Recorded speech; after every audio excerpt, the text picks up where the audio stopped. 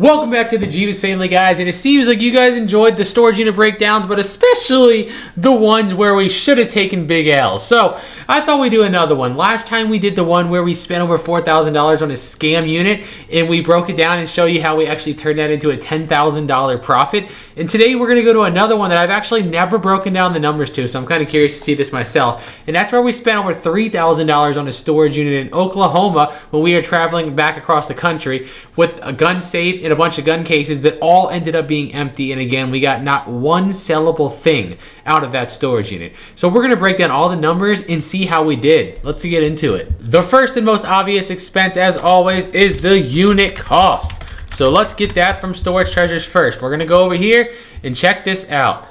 Our total cost right here was $3,462. So we won the bid at $2,910, then we paid a $291 buyer premium and $261 sales tax. Sales tax was 9% here for a total cost of $3,462. So let's input that. 3,462, and what changed? 90 cents. Not a pretty start. Ooh, no. That's definitely decimal. We need that decimal. Yeah, if we didn't have that decimal, I don't know how this would have ended up. Now, we were also traveling cross country at this point. So we ended up renting an Airbnb there while we were there for 2 days to, go through film and everything like that. So Airbnb cost too. That was $427.42. I'm not going to pull that up because that's on our actual account. And in total, literally, that's all of our expenses because I don't know, I'm not really counting gas because we were already doing a cross-country trip and we were already going right through here anyway, so this didn't cost us anything additional. And our Airbnb was literally 8 minutes from where the storage unit was located, so it was just something we were traveling, I happened to see, and we were like, let's go for it. So total expenses right there is $3,890 for a unit that had nothing sellable in it. Now let's break down how much money it made because that's always the fun part, right? First, we're going to go to, I don't know what did better between YouTube and Facebook. We're going to go to Facebook.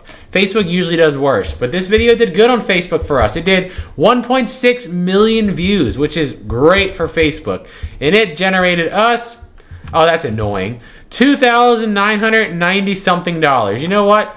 Just for OCD, can you stop that? We're going to go ahead and just call, oh my gosh, we're going to call that $3,000 because that's just annoying. So we're going to put Facebook, and we're going to just say $3,000.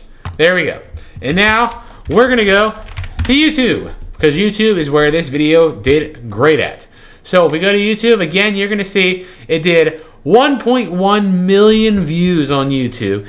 It did 192,000 watch time hours and gained us 4.7 thousand subscribers. Now the bad thing about this video is we're going to go over here and we're going to look at the CPM. That's how much YouTube pays per 1,000 views, and you only get about half of that because YouTube takes their cut too. So our RPM would probably only be about $8 or $9 here, and a CPM is only $16, which means it's really low. Usually we average $30 to $40 plus CPMs because our videos are long and they're about money.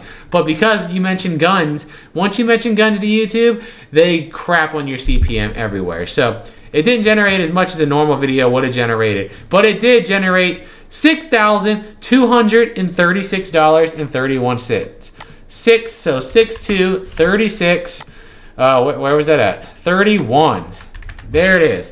So this one's not as profitable as our other ones, but again, we turned what would have been a $3,890 loss into a $5,345 profit. Some closing thoughts on this one is that we just got lucky with the videos. We know what we're doing with YouTube and social media. That's all there is to this one.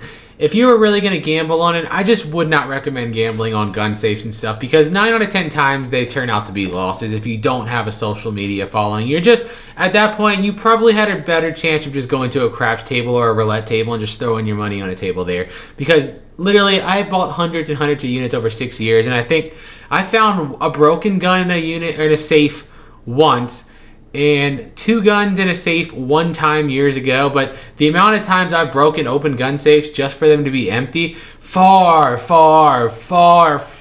exceeds the number of times you'll ever actually find anything in there, which is why I'm being straight up with you. I love guns. I'm a collector. We go shooting all the time, but if I did not have social media, I would never, ever touch any of these storage units with gun safes in them because they go for just absolutely ridiculous prices. As somebody that's bought tons of guns yourself at retail prices, I don't even know what they're going for sometimes. Like sometimes they'll bid on like an 8-gun safe for like $5,000, and if you even, it's like a cheap $200 safe. What do you think they're gonna have, like $3,000 rifles in a $200 safe? It's not going to happen. You're just taking irrelevant chances. But if you have a social media following, you can make good videos that people want to watch. You can take these risks because what would have been a $4,000 loss for somebody else is actually a $5,000 profit for us. So what I say is what I say to everybody, and that's get on the social media boat. It's not going anywhere. It's still in its infamy stages. Everyone's like, I wish I would have jumped on it back then. You're always going to say that. Just stop making excuses and get on because it's still in its baby stages. We're only getting bigger from here. I promise you, the business world is just going to get more and more intertwined with social media. So by avoiding it, you're not standing up for anything. You're just screwing yourself. Get on board. Hope you enjoyed this video. Much shorter than the others, but there wasn't too much to go into detail about. So if you did enjoy it, leave it a thumbs up. And until next time, peace out.